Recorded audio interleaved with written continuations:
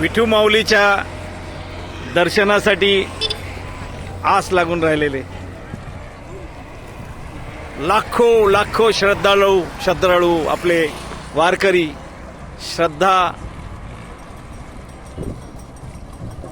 दाखवत हे बघा पंढरीची विठू माऊलीची दर्शनाची आस घेऊन शेकडो किलोमीटर पायी प्रवास करतायत आणि त्यांना साथ लाभते आपल्या महाराष्ट्र शासनाची. जागोजागी सोय केलेली आहे. टँकर, पिण्याचं पाणी, आंघोळीचं पाणी, इतर जीवनावश्यक वस्तू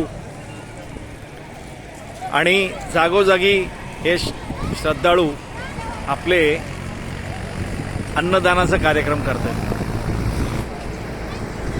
त्यांना माहिती आहे हे वारकरी शेकडो किलोमीटरचा पायी प्रवास करून कष्ट घेऊन इथे चाललेत.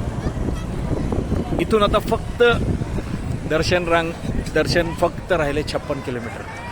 यांना माहिती आहे की आता आमचा विठू माऊली आम्हाला भेटणार आहे, त्यांचं दर्शन आम्हाला घ्यायचं आहे. त्याच्या दर्शनापायी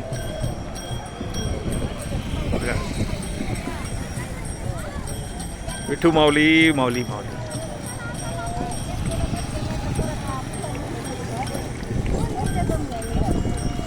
आई कुठून आलात? आई कुठून आलात? बीड जिल्हा. अरे बाप्पा, कुठला तालुका?